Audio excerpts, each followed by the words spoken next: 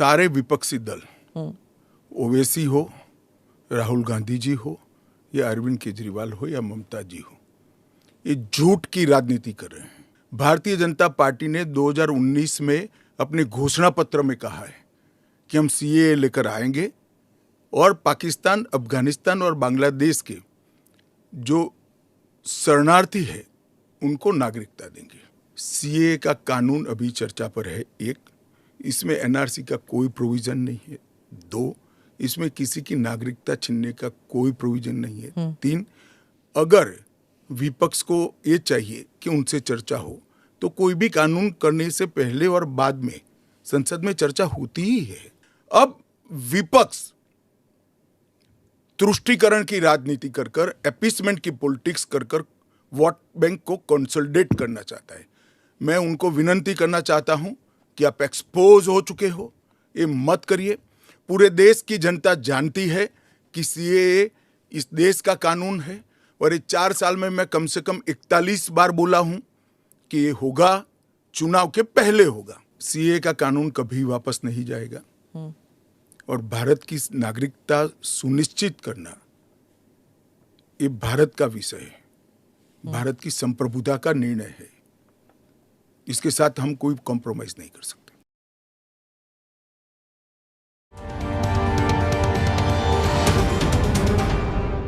Namaste, Jai Hind. Welcome to another edition of the ANI podcast with Smita Prakash.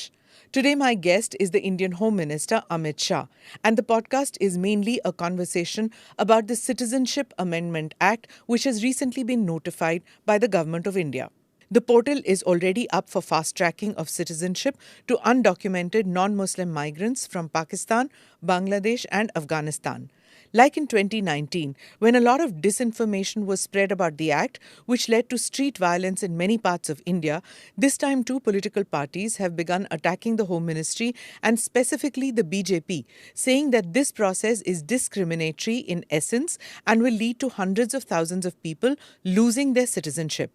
To answer these questions and some others, let's speak to the man often referred to as the right-hand man of Prime Minister Narendra Modi, Amit Shah. Amit भाई, ANI के podcast में आने के लिए धन्यवाद जी।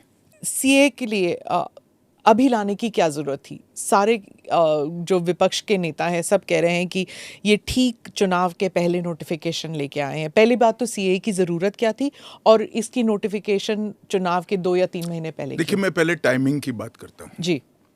सारे विपक्षी दल, ओवैसी हो, राहुल गांधी जी हो या अरविंद केजरीवाल हो या ममता जी हो, ये झूठ की राजनीति कर रहे हैं। इसलिए टाइमिंग का महत्व नहीं है।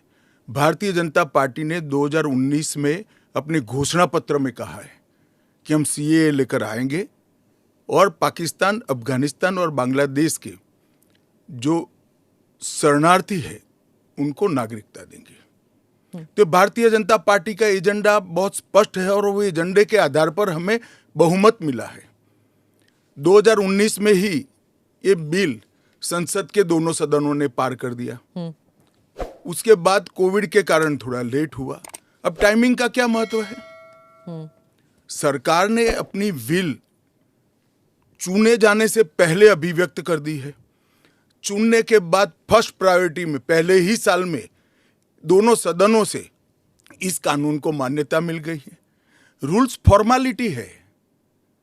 अब टाइमिंग का या पॉलिटिकल गेन या लॉस का सवाल नहीं है। अब विपक्ष तुष्टीकरण की राजनीति कर कर, अपीसमेंट की पॉलिटिक्स कर कर वोट बैंक को कंसोलिडेट करना चाहता है। मैं उनको विनती करना चाहता हूं कि आप एक्सपोज हो चुके हो, ये मत करिए। पूरे देश की जनता जानती है कि सीएए इस देश का कानून है और ये 4 साल में मैं कम से कम 41 बार बोला हूं कि ये होगा, चुनाव के पहले होगा। अब क्या मतलब है टाइमिंग का सवाल करने का? तो इतने साल तो हुआ नहीं ना, 2019 के बाद अब हुआ है। स्मिता जी, मुझे एक बात बताइए, wheel of legislator, wheel of government bill से प्रकट होता है या रूल से प्रकट होता है? ऑब्वियसली बिल से।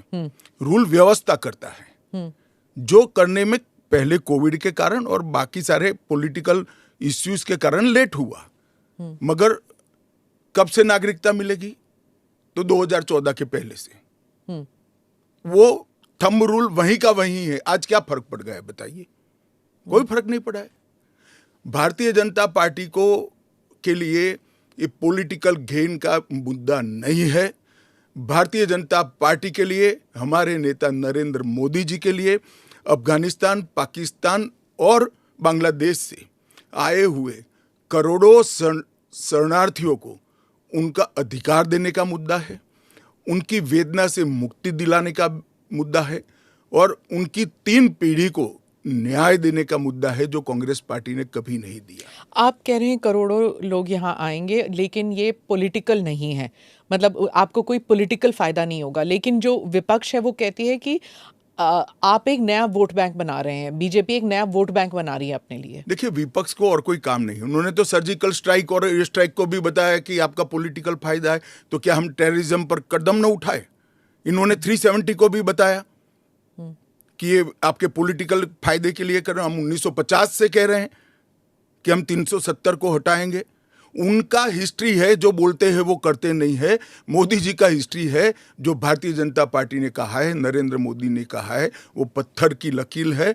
मोदी की हर गारंटी पूरी होनी है। 2019 में आपने एएनआई को इंटरव्यू में कहा था कि जो हिंसा हुई थी उस वक्त, सीए के कारण जो हिंसा हुई थी, उस वक्त आपने कहा था एक डिसइंफॉर्मेशन कैंपेन है और वो आप दूर नहीं कर पाए उस डिसइंफॉर्मेशन को, मिस इन्फॉर्मेशन, डिसइंफॉर्मेशन, जो भी।